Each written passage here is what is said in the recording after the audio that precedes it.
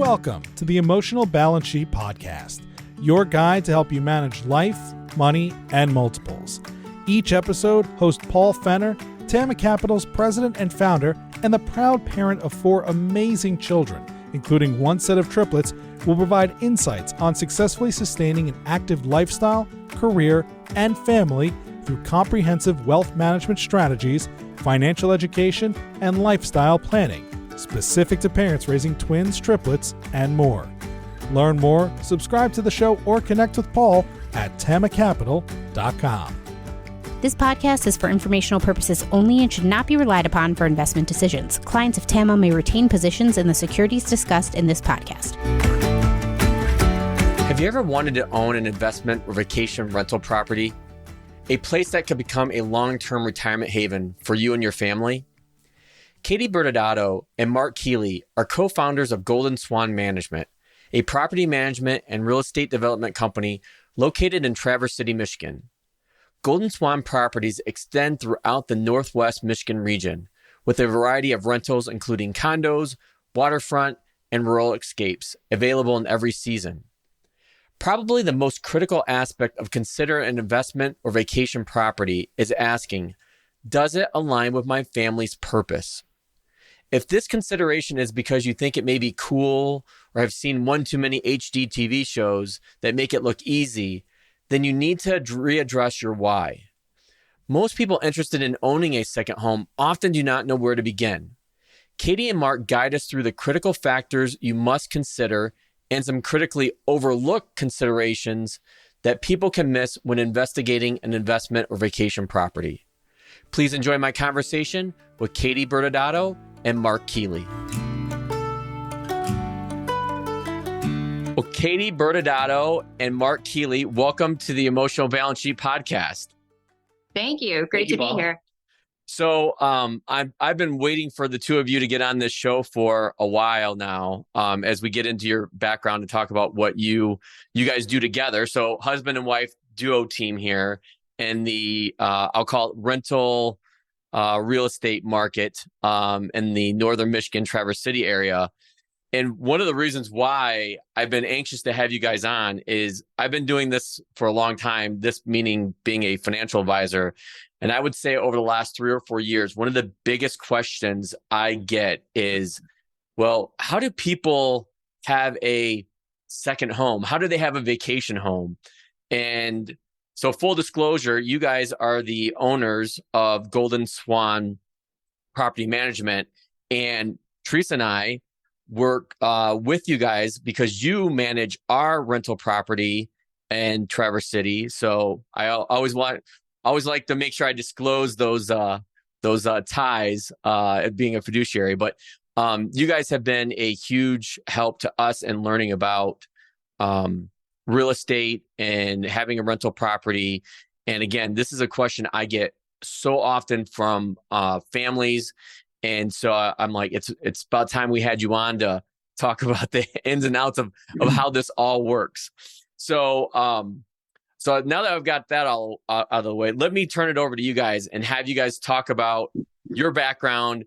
And I think first, there's always a story. Everybody always has a story.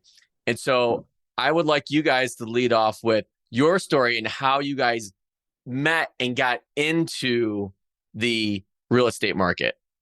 Sure. And so it was getting into the market first, and that's what brought us together, really. So our background is we were both around 2015 transitioning into a different career. For me personally, I traveled a lot. I led a tech company, and it was constant travel. So I had young kids at the time. So I live in Northwest Michigan. Where is, what can I look to where there's a lot of revenue and maybe some problems to solve? And this was certainly the short-term rental market here, A+ market, and all kinds of problems that we could solve and make money by solving those things. So that's my background. Yeah. So Katy? Mark walked into this with intent. I kind of accidentally built a business. we were competitors, but I started mine just renting out the other half of my duplex. So I was a single mom living in an expensive part of Traverse City. And in order to, maintain that, I had to supplement my income. And so I rented my space, started the Airbnb thing. And I was pretty good at it. So other people asked me to manage their properties, and it just kind of grew into this thing. And so Mark and I were competitors. And then we actually met at, I think, a city planning commission meeting. This is where the story gets good, right, Katie? Yeah. I especially for me. Part. Especially for me. I love this part of the story. So we're at a city planning commission meeting. And just advocating for our industry. And Mark gave public comment. I gave public comment. And then afterwards, he approached me. He said, hey, we should really, we should talk. And I'm like, well, he's pretty smart. So let's talk. Totally work related. And I knew who Katy was. Like, I looked at Katy, although we hadn't met formally at that point, but somebody who was doing it right. We in this industry, especially when you're new, you're trying to learn and glean information off of people that are already established. And I kind of looked at Katy as, strong brand, great messaging, very polished products that she was delivering. So all of the things. And then meeting her in person, I was just like, holy cow.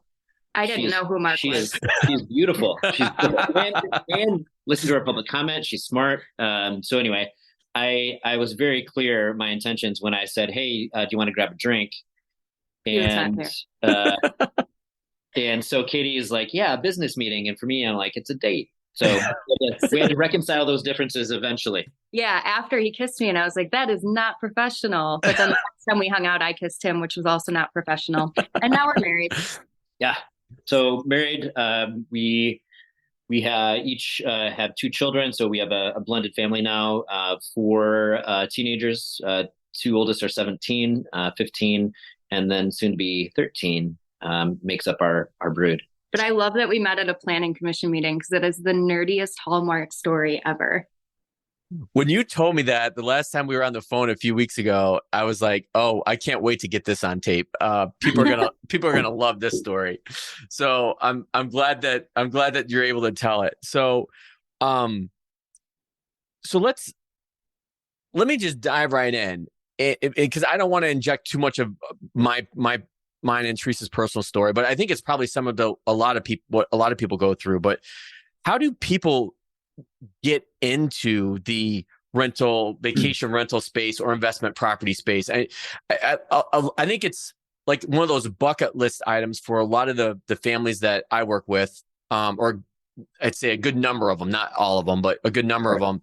And it's always, well, how does somebody even pull that off? Like, how do you even start? And I'll just interject this real quick. Like, it started for Teresa and I because we started coming to Traverse City in 2016. So this will be our 7th summer coming up there.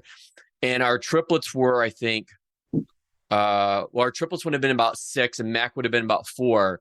And I remember it being Teresa and I remember it being the first vacation that was like really great, was just the 6 of us. We all got along, and Teresa's like, we're going to book this again. And we were at Peninsula Bay, and we stayed there for the first 5 years that we were coming up there until we bought our condo at Sugar Beach almost 2 years ago.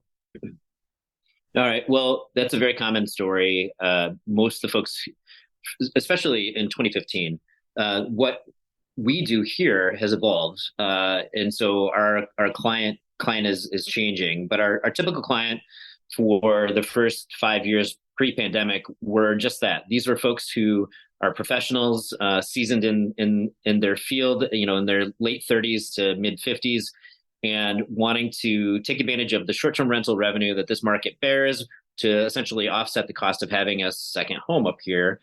Some of them plan to be here all summer. And so until they actually officially retire, we're going to pay down what we can, if there's debt, whatever, with the goal of just spending the entire sum up here and not renting, right? That's very common. Some want to just come up a couple weeks and keep it as an investment, or at least a way to break even.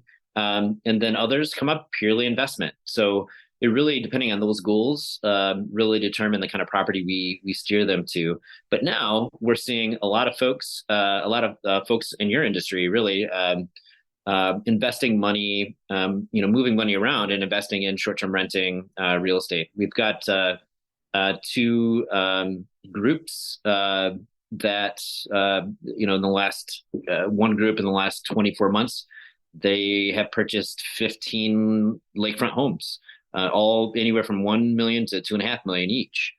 And so basically like a conglomerate of investors, Mark, that like pull money. in. Yeah, this particular is a extended family money. So, and then another group, which is a capital group, a fund that had just they're looking for anything and everything because they are actively selling. They have tens of thousands, it might even be hundreds of thousands of square footage of underperforming office space all over the country. And so they're targeting Traverse City now. They are 1031 exchanging and moving that money into Traverse City into rentals, primarily, looking at full build condo complexes or luxury lakefront houses. Yeah, and we really we like seeing that kind of investment. These are people who would typically buy second homes anyway, and so luxury lakefront, they're going to buy it regardless of whether they can rent it, but they can only stay up here, 2 to 4 weeks out of the year, and then the rest of the time it's dark. So we really like to say that we're able to keep the lights on and keep the economy kind of churning here by having this be an allowed use. So if I step back even further, Katy, like how do people like even find Golden Swan? How did people find Katy and Mark? And so that's question one. And then the follow-up question to that is, do the people that knock on your door, do they know, have they been in the area before and know what they want? Or are they people like Teresa and I that have been coming up and then finally decide, okay, we want to start getting serious about this and have an idea of what they want? Or people are just coming up like brand new, like we just want to be here. Help us find something. Yeah. So the most common, all of the above, really. But most, we work directly with realtors. I'm a broker. I have to be licensed as a broker in the state of Michigan. It's a regulation, but we don't do buy and sell real estate. So we are very useful to realtors. So they have a buyer. They come to us saying this is their budget. Frankly, we do a lot of the work. They'll look at, here's a property. Can you tell me if it's investment grade? And we do an analysis. We build out a 10-year pro forma. So you're looking at how the property conservatively would look over the course of the next 10 years. And so, it helps us when we're introduced to these potential buyers to earn credibility in this space. That's the most, you're kind of hitting on it. That's the most complicated thing people can't get past. Like, how do I pull this off? Sure. I get that it's a good rental market, but it's complicated and I can't imagine trying to pull this off myself. And so anyway, we allow those buyers to put that part of it aside and just focus on what makes sense for me to put forth in what is probably a competitive situation, the right offer based on the kind of revenue and that pro forma that we build out. So it's very helpful to these folks who are kind of like, how do I want to do this, but I don't know how. Yeah. And I think it's a lot like nostalgia based, right? People have been up here. They think this is beautiful. They've spent God's country as we describe it, right? Especially in the summer. Really. And we we consider ourselves like the facilitators of memory making, right? So we want people to have those really great family vacations up here. And then those people do turn into, buyers and investors and people who end up wanting to work with us. A lot of our business has just been word of mouth and having a good reputation, being really involved in the community, having a primary focus of our business being responsible renting and reasonable regulation and making sure that we're following the rules and being good stewards of our community here. And I think that's one of the keys that we've experienced, and we'll tread lightly on that topic about our current community at Sugar Beach, which is, it's a great community. There's been a lot of people there. We've had some challenges, which I think we should talk about because I think we'll get into that about, well, what are some of the downfalls of this? But, let me bring this up, like as far as financing goes, like when I show up at your doorstep and like, okay, I think this is the property I want to buy, do you help facilitate that? Because obviously, it's not like necessarily like a conventional second home. that you're getting a 30-year mortgage on, especially if you don't have the money for, a 10 to 20% down payment. Do you include rental income in that? Can you get it approved without rental income? Can you talk a little bit about those kinds of details? Yeah. So I took a course through MIT that was commercial real estate analysis and investment, and kind of applied the concept for like traditional commercial real estate, applied it to our industry, which people hadn't done before. And so we built out like a pretty detailed 10-year pro forma, which Mark uses to kind of analyze properties and make sure people understand like what they're getting. And then Mark has actually done a really fantastic job of working with bankers, mortgage brokers, and even assessors to explain like our industry and why these numbers are not like long-term rental numbers, and justify. And he's willing to defend our pro forma with real data that we've collected, with our company. And I mean, that has helped our clients get financing. So we know we're trying to build an ecosystem, right? It's not just about realtors. It's not just about buyers. It's about sellers. It's about, getting the appraisers to understand short-term renting in a way to look at it in a more nuanced way, rather than just a straight performance evaluation and using that part of it for the financing piece. And we have banks here, local banks especially, that are, some of them are you go through the process. You've got someone who, an underwriter who reaches out to us to ask about how we put together those numbers. We provide that data. And then sometimes, I'll sit in front of the board when they make the decisions for the loan, and I just defend the pro forma. And so, we're in this fantastic, our Golden Swan, in this great position because over the years we outperform the market in Northwest Michigan considerably, and that is based on working really hard on revenue management, among other things. Besides, the baseline of producing a good product and taking care of people, and but revenue management is truly what separates us from a performance. When we're talking about just data.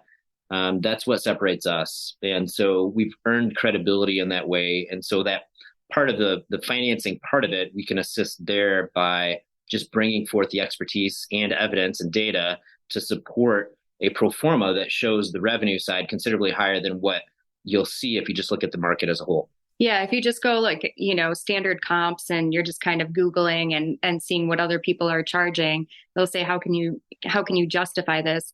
And I love to hear Mark in his sales pitches. He's like, well, that's like cheating off of C students, and we don't do that. So we focus on what we do, and we do it well, and we don't worry what anyone else is charging because we know the type of revenue that we can generate. And this in your profession, every day is different. And so we have these rules of thumb. We carved the full year up into, all these tiny little pieces to understand the differences in every single week in the peak season, what's driving demand, right?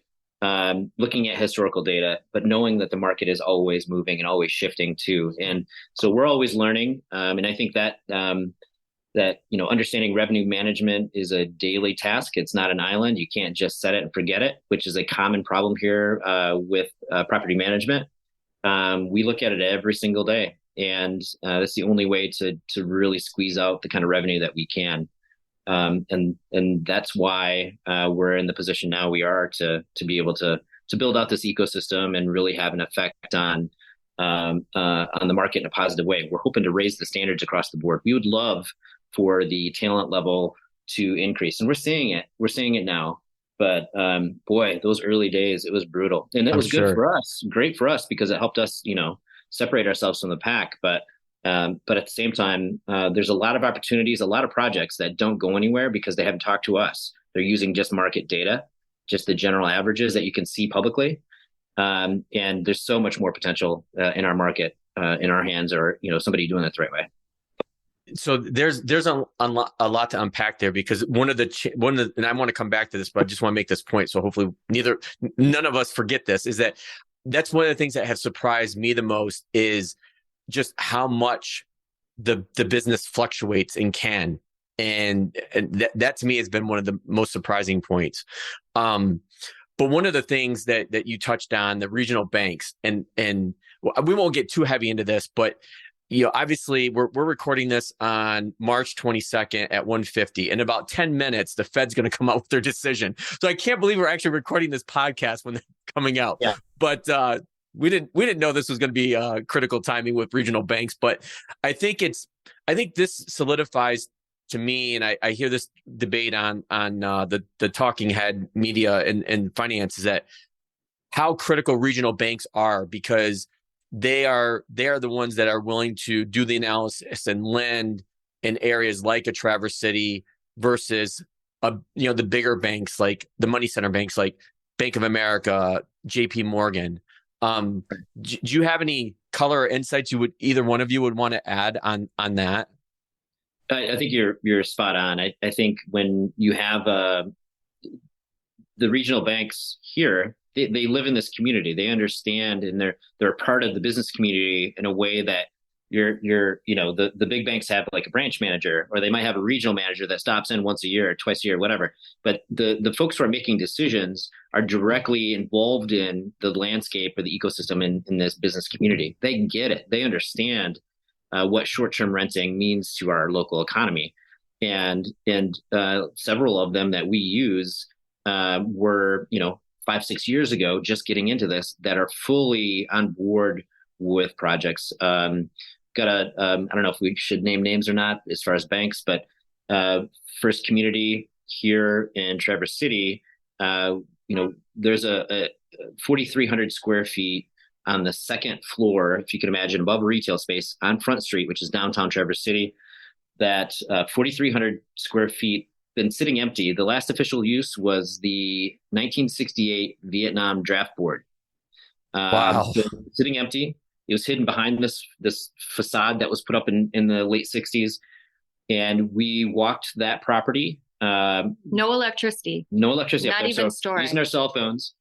And we built out a pro forma. We do real estate development.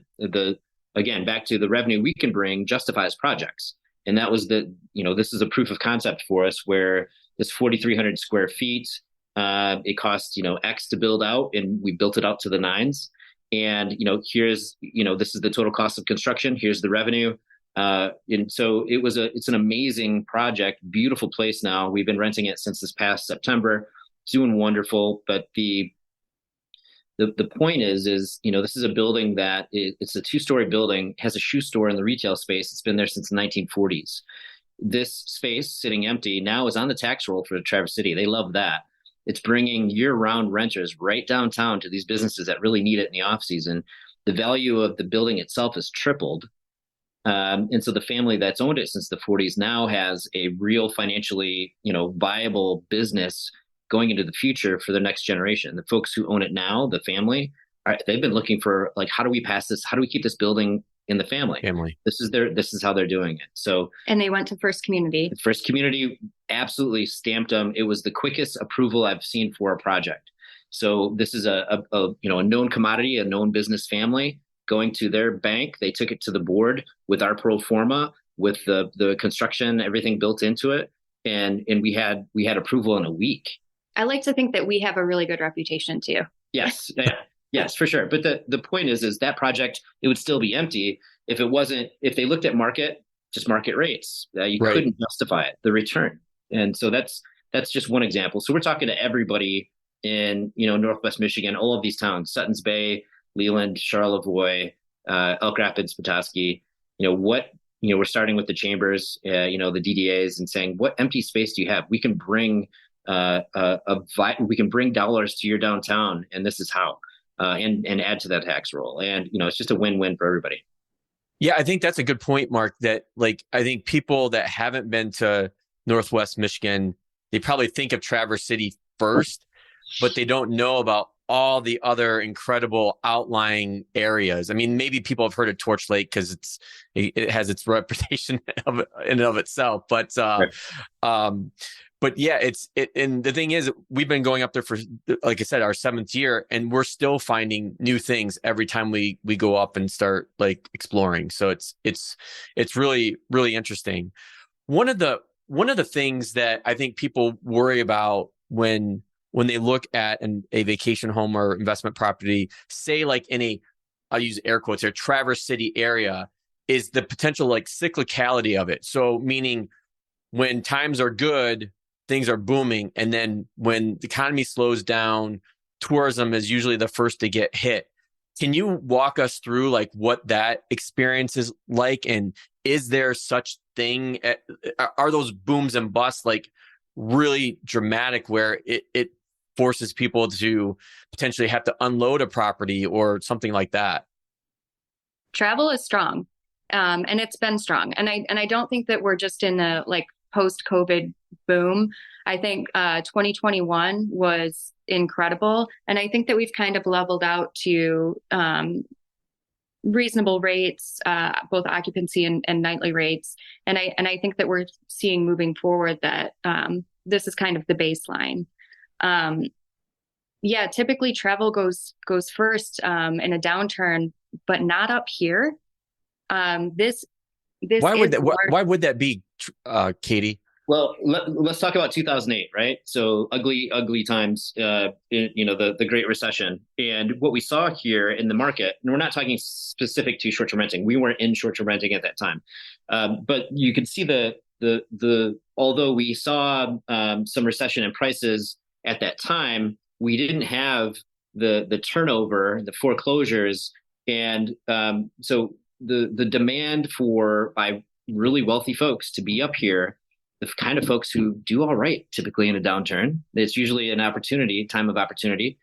We have a lot of those folks here. So I think we are isolated from it. And now when we're talking about, and that was really based on folks just wanting to have their second homes here. So second home demand and scarcity of inventory has always been a problem up here for a long time. So that kind of hedged against, did the overall housing market take a hit? Yes. But we didn't see the massive loss in property values that we saw around the country. So we kind of hedged against that a little bit based on just the kind of folks that are coming up here. So add in the short-term rental part of that. And so it's just increasing the demand too. So you have the aging boomers, and some of us Gen Xers maybe starting to get into that second home buying time in your life. So just demand for that. And then you add the folks who are here just for investment properties and the short-term rental part of it. It's going to keep pressure on pricing upwards. And in a downturn, if we see one, I think that is going to help, again, insulate us, not completely, but I think it's going to keep us from having some cataclysmic collapse in the market where you're going to see a lot of sell-off, that sort of thing. Well, and we're kind of talking about two markets here, right? It's the people who can afford to buy these homes, whether they're second homes or whether they're investing in a short-term rental market. And then there's the people who maybe can't afford to buy a second home, and what they're investing in is their vacation. And so it's that kind of like shared economy mentality now with the elder millennials and maybe some of the younger Gen Xers who are okay with maybe not buying that second home, but are going to absolutely invest in multiple weeks of vacation in a place that they want to be. And another thing too is the brand, right? Our brand, we focus on luxury high-end condos and world-class lakefront properties. So, we have a property we rented for 2 months for just shy of $400,000 for 2 months. Wow. 2 months rent. So that's a different market. So those folks, the folks that are coming in on these high-end lake houses, that are spending this kind of money are the folks that aren't as affected as well. So that's more of our brand. That's more of our, like, where we play in this market. But those folks are coming in and, they're bringing their private jets and, they're moving and taking advantage of downturns in the market. So that helps us, I guess, hedge against downturns as well, just where we play. So if I go back and kind of take the points that you were making on that, Mark, if I summarize it like in a little bit more clear, like summary or English, sure. The real estate values themselves haven't actually naturally fallen during like a slow time, but you could see a potential slowdown in the rental income. So the property values itself stay pretty firm to continue to rise, but you could see some kind of pullback in like actual rental income. Yeah, I think the pandemic has showed us that. We had that banger year in 2021, and then a kind of a receding, a downturn in the entire market, not just our market, but I mean in the entire world, frankly, where it was kind of the pendulum swinging back the other way last year. But that was really the first downturn. We'd seen double-digit growth in our market year over year since we've been in this business since 2015, and I don't think that was I don't think that's going to change necessarily moving forward in the long term. I think we're going to always see growth for the next 10 years in this industry. When you have a downturn in the economy, for us, it's just about where we're at in the market. That helps hedge against that. But I think, Katy, you made a really good point too, in a lot of the work that I do with families, and I think research bears this out. But I think people are finally really gravitating towards this concept of we want experiences rather than things. And so people aren't going to necessarily sacrifice that vacation or experience versus, okay, well, I'll skimp somewhere else in our, normal spending, if you will, versus giving up that vacation. And Teresa and I we have firsthand experience with this, along with everybody else that I feel like lives in Michigan that has kids, because most of these school districts have a midwinter break in early February and then a spring break, which is going to be next week for us. And you usually pick, okay, we're going to go to South one of those two trips. Most people can't afford to do both. They're going to do one or the other. But I can honestly tell you, the people that have the biggest regrets are the ones that don't get out of the state for either of those breaks. And it's brutal. Like it can be like physically draining with the weather. And like there's so many good things about being in Michigan, and there's things that aren't so good. I think travel is really an investment in your own mental health and the completely agree. The health and the memory making with your own family. And I think that there's a lot of value put on that more than how much am I going to leave in my inheritance, which I think previous generations were kind of worried about that. Yeah, I would agree. Was it 2020, I think, where we got the 4 children each for Christmas. All they got was a new piece of luggage. And then, opened it up and it had the itinerary for a trip we were going to take in the summer. That was their Christmas gift, right? And I think to your point about people are looking for experiences rather than investing in homes. A lot of millennials don't even own homes. Well, yeah, a lot of millennials can't afford homes, so right. We'll own like a second home. So invest in the experience instead. So let me bring it back to I'll say a prototypical family that I work with shows up at your doorstep wanting or interested in a vacation rental / future retirement. Because I think that's the other key. I think maybe you had mentioned it, Mark or Katy, is that, and this is how Teresa and I set this up too. It's like, we want to be in the Traverse City area long-term at some point down the road and during our retirement.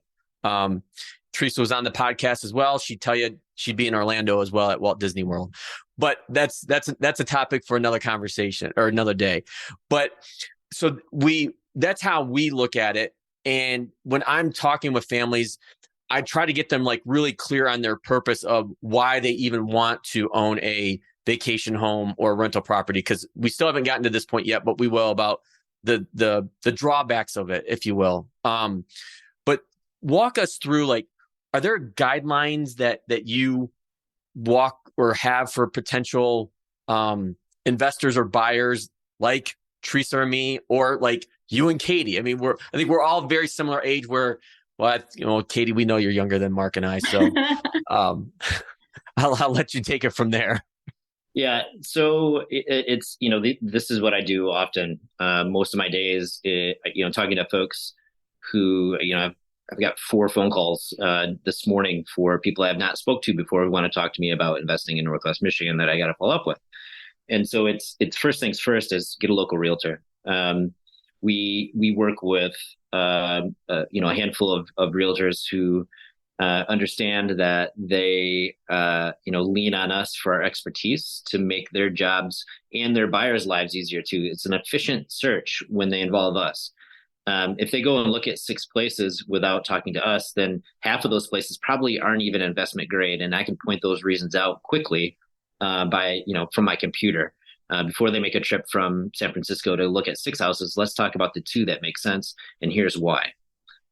So that's kind of the process. But having a local realtor is important because most folks are not from here.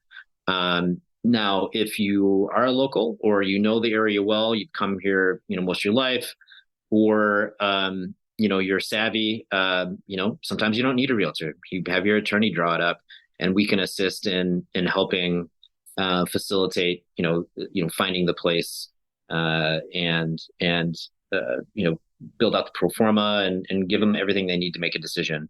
It's just much more efficient to work that way. And I know Mark's really focused on like the property itself, which obviously is very important. Like, is this a good investment? Does this property make sense? But I just want to touch on like the types of clients that we work with. When they're interviewing us, we make sure that they know we're interviewing you as well. It's really, really important for us to be careful about the clients that we bring on. We want to make sure that they fit into our long-term goals too. And part of what Golden Swan does is like, we take care of people, and that means our guests, that means our owner partners, and that means our employees as well. And so if we have somebody who's going to be, not so nice to our employees, you just can't work with us. And that's just kind of the ecosystem that we've built. I think it's really important to understand that this type of investment is different than a long-term commercial property or even a long-term residential property. There's going to be people coming in and out. It's a lot of day-to-day hands-on operations, and you have to just let us do our job because we do know what we're doing. So we really love the clients who essentially want mailbox money. Just let us do our job. Like, I couldn't even imagine if you had clients calling you every day, like, did you check this or did you check that? It's like, just let me work. And so I can relate. Yeah. Yeah. So we're in a good position now. We have the reputation on the revenue side and the product that we deliver, where we can be very selective. I just had a conversation with Brandon, our director of operations, this morning. I looked at the last 12 folks that called in to talk to us this week about being brand new to the market, right? So what is today, Wednesday? Yep. So 12 new calls. And again, I'm not cold calling. I'm not reaching out. These are just incoming calls. And they find us through word of mouth, and they evaluate our portfolio that can be seen publicly. They do all of these things, and then they call us. And so, 1 out of 12 so far this week I think will likely be followed up on, as far as potentially being someone that makes sense for us to work with. We have criteria for the properties. We have criteria if the property has good bones, but it needs work. We need to make sure that we're going to have a level of product at the end that is going to make sense for us. There's a lot of moving pieces there, but we're in a good position now where we can be selective, and that helps us grow smarter, helps our margins be higher. There's just a great position for us to be in right now. But finding the right partners is it's not just about the property; it's about the owner partner as well. Yeah. So, I mean, long story short, Paul and Teresa, you guys are VIP. I'll make sure I pass that on to Teresa. But so step 1, find a local realtor. Step 2, find somebody like you and Katy and Mark at Golden Swan. Right.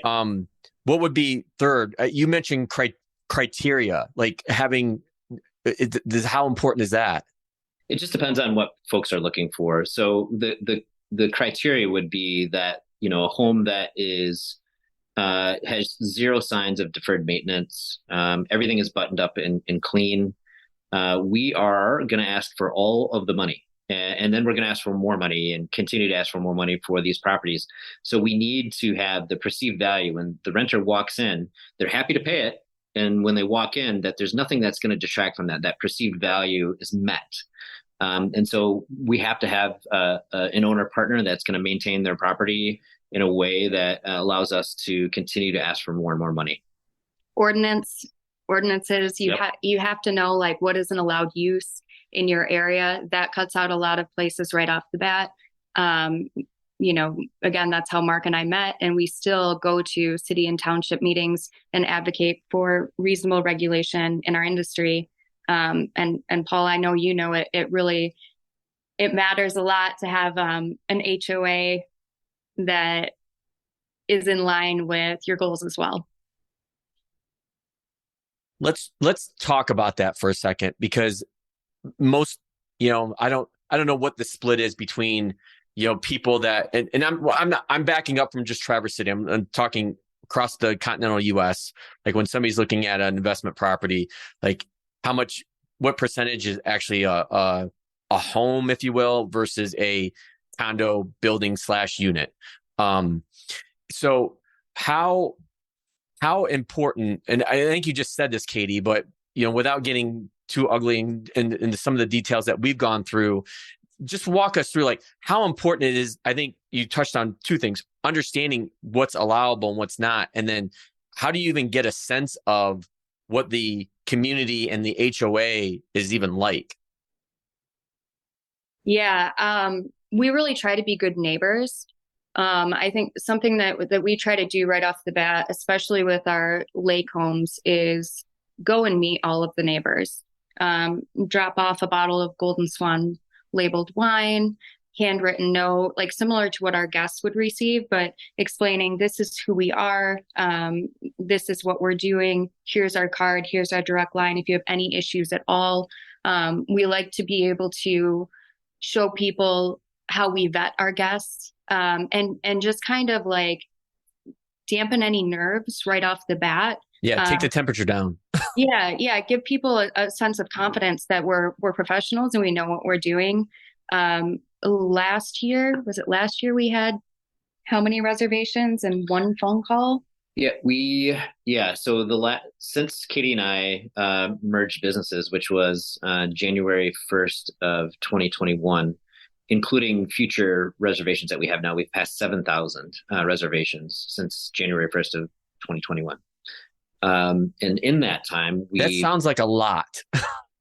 It's a lot. It is. It's a lot. But it's, in that time, we received it was really 3 phone calls, but really one phone call in particular that was from a concerned neighbor, because we had what he thought was one of our renters parking on the septic field.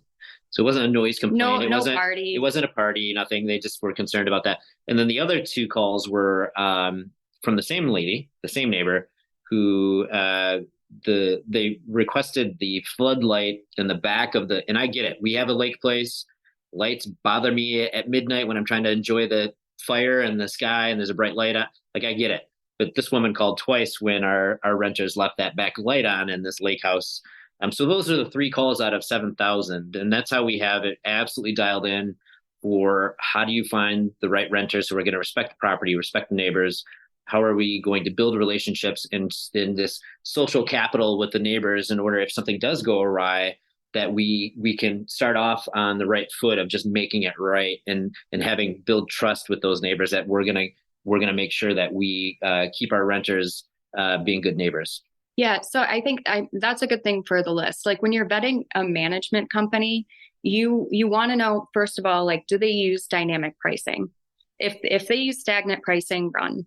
Like they're. And can you explain what that means, Katy? Because I know what it means, but our audience may not know what that means. Yeah, I'm going to let Mark take this. Sure. He's our pricing expert. Sure. So But then we need to come back to you, Katy, because you were going to make a few other points. So I don't want to get sidetracked with that. Yeah. So it's all falls under revenue management. And so that is the missing piece. You can ask, for a property manager, you say, tell me about your revenue management. And so utilizing technology that in real time takes snapshots of the market availability. So market, supply and demand.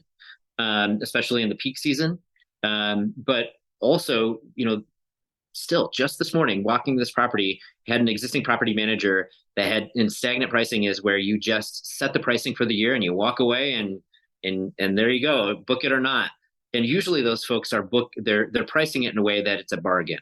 It's lazy, but it's the way the majority of the market is priced here. So this 3,000 square foot place that I looked at today, that was absolutely beautiful, that was priced at $800 a night, whether it was January or July. And so it was probably, it's probably naturally like a $1,600 a night place. It's probably leaving 100% revenue, like, half the revenue on the table. So that's stagnant pricing. So utilizing technology, but then also understanding in a granular way the demand changes throughout the year to make sure that you're priced appropriately to drive occupancy and higher rates. Yeah. So Mark's the pricing nerd. I really like to focus on some of the other things would people and conflict resolution. So I would ask like what sort of relationship they have with the city or zoning administrator, what their process is for when they have a neighbor complaint, or how do they reach out proactively to their neighbors, what their process is when they have a guest complaint, what is their sort of like refund policy, how do they make sure that their guests are taken care of? Because yes, we want to drive revenue, but ultimately you do that long term by taking care of people and making sure that they have a great experience, and then they want to come back. Ultimately, things are going to happen, and you're always going to have guests who you just can't make happy, but you still have to. This is hospitality, so how do you handle them and make sure that you're not going to receive a scathing review, because we live and die by reviews. The way when you're talking to potential property managers, starting with revenue, usually, just stand up and walk out or hang up the phone if they fall flat on that piece, because this is about your investment, right? So if they stumble through that and it sounds, unsophisticated, that's probably going to be the majority of the people that you talk to if you pick up the phone and you just search.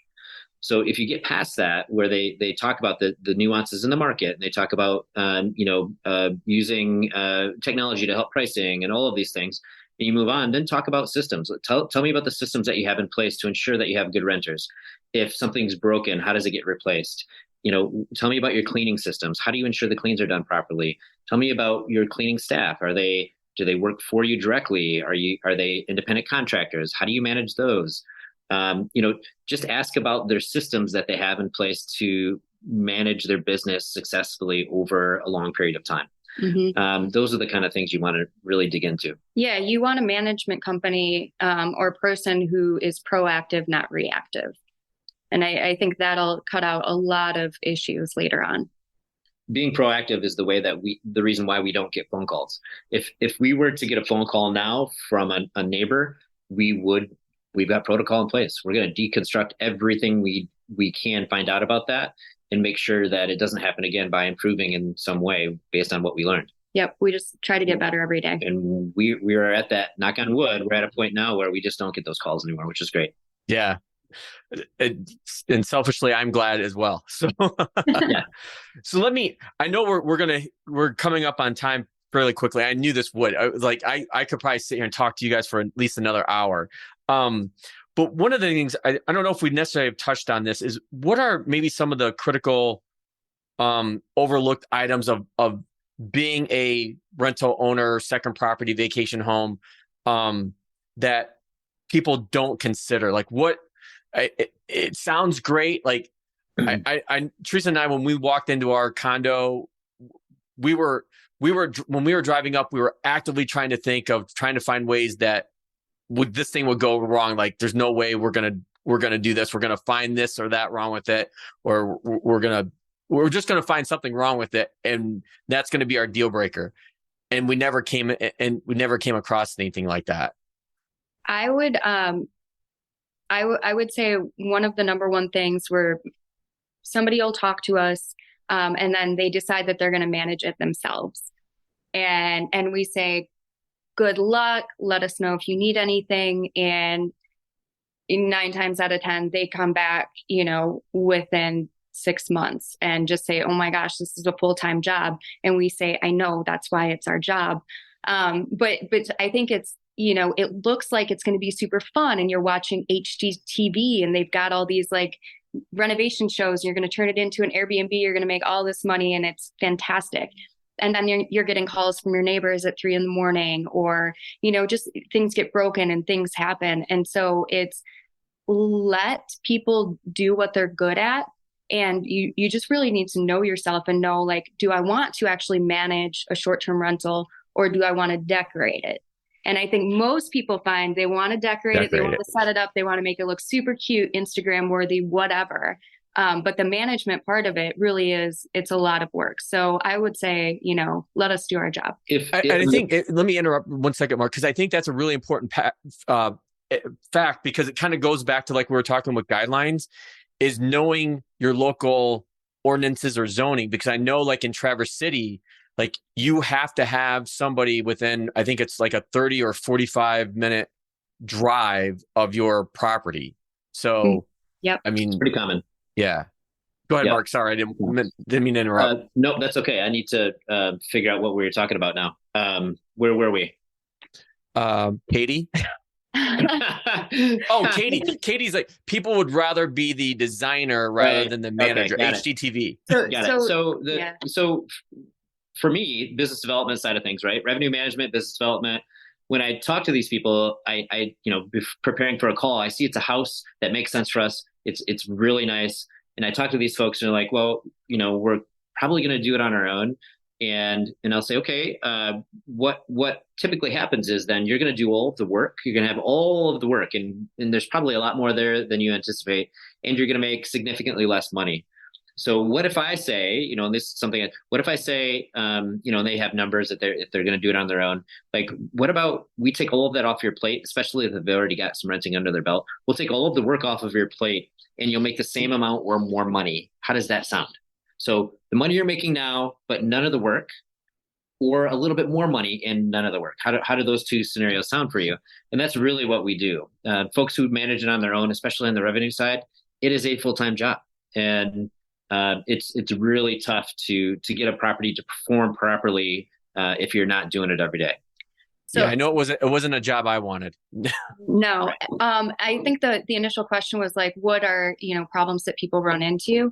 And I think another one, even if they're going to get a management company, we have some people call us. They say, we just bought this property and here's the location, and will you manage it for us? And we have to say, actually, we can't because it's not an allowed use. It's not in the proper zone. And so maybe first things first is when you're vetting realtors, make sure that they understand the rules of short-term renting and they're not selling you an investment that isn't actually an investment because you can't rent it this way. That would be a really bad burn. It happens. It happens. I talked to someone last month. Actually, no, it was this month, a couple weeks ago. They bought 2 houses in Traverse City to short-term rents. Like, they're not short-term rentable. We might be able to help you with horse show folks staying longer than a month, but these are not investment grade in that way because of what the market is. You paid short-term rental money, second home, inflated prices, really top end, what they paid, and they're not going to have the return because they're going to have monthly renters in there. And we hate hearing that. Yep. But it happens. It happens. Go ahead, Mark. Nope. Go ahead. One last business question I want to squeeze in before I get to my final question I ask all my guests, which is going to be really interesting for the two of you, is condo versus freestanding home. People have that debate just in their primary residence. What's that debate like when you're looking at a vacation rental or investment property? Are you still considering the same things, or again, does it get back to, okay, what's your purpose? What's your long-term idea about this? Katy's like jumping at the bit. This is really interesting. So when Mark and I were competitors, he was the VRBO king and with like a luxury lakefront. And I was the cool, hip Airbnb condo queen, So when we merged our businesses and started working together, it was really interesting to see like both sides of those markets. My business model was very much focused on keeping my cleaners all close to one area so that they weren't driving all over the place. And Mark's business model was, more business in the summer and then less business in the off season. Whereas I wanted to keep my people busy year round, but but we're both making, similar money.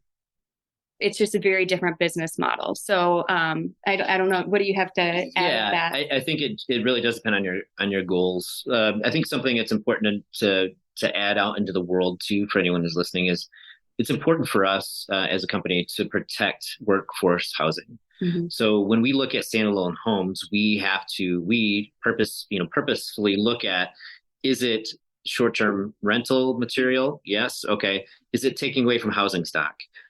So we don't, this is a choice that we make. We don't work in neighborhoods that would be considered workforce housing.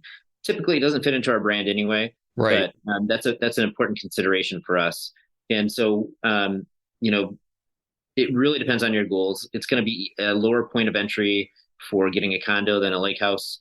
And with the amount of building projects that are going on now, we're going to see probably a leveling off of pricing to get into condos. We just have a lot coming downtown. So it's going to be interesting to see how the market evolves. So if you want to, dip your toes in, a condo is the way to go.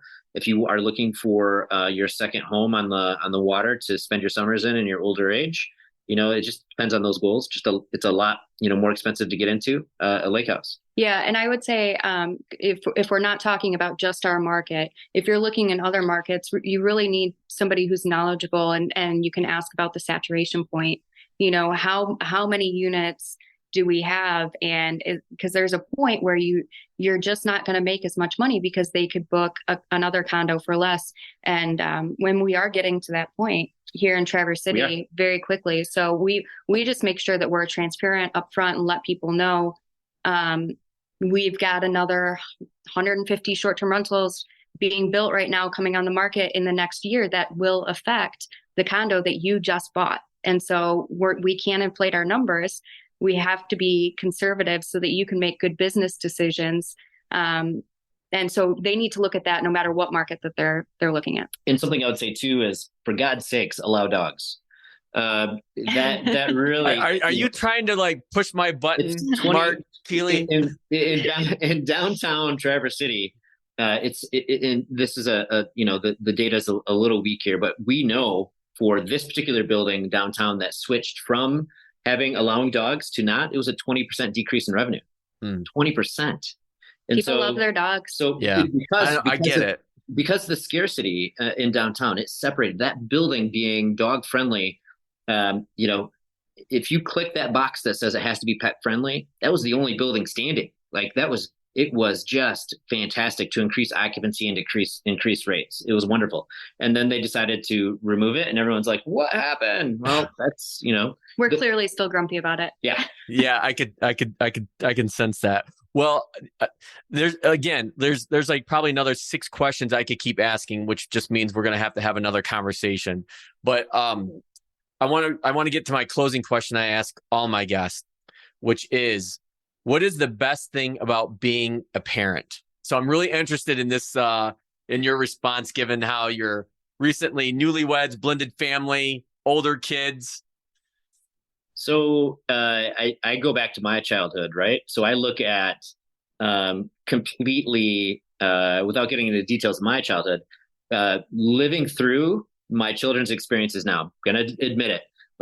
All the things that I want them to do, and experience. And I have great pleasure in watching them go through life and grow and have these wonderful experiences in contrast to my own childhood.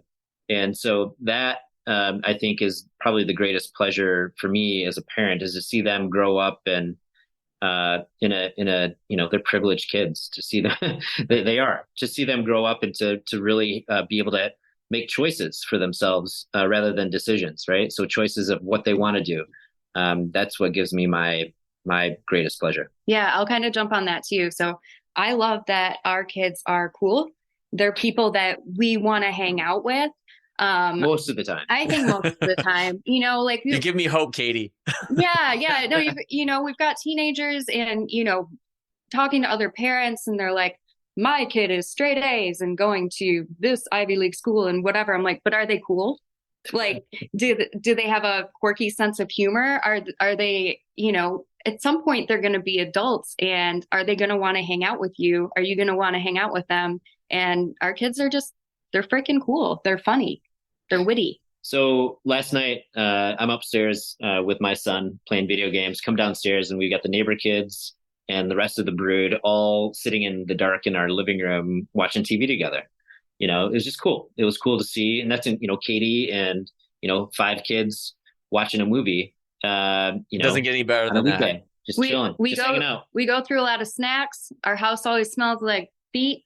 Like it's life, man. We have, imagine 3 smelly teenage boys, and then they bring over their friends. They bring over smelly teenage boys. Yeah. It's a lot. It's gross. It's lovely.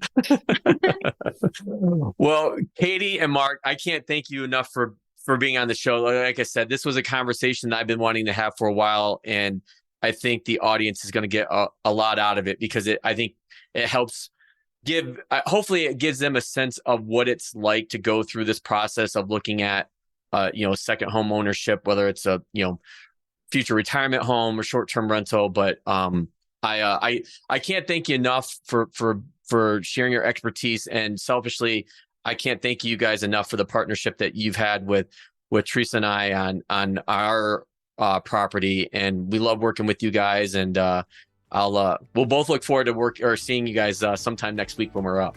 All right, that sounds good. Great. Thanks, Paul. Thanks Appreciate so much, Paul. Thank you for listening to this episode of the Emotional Balance Sheet Podcast. Please visit tamacapital.com to subscribe to this podcast, or to connect with certified financial planner and registered investment advisor Paul Fenner of Tama Capital. And please join us again next time on the Emotional Balance Sheet Podcast.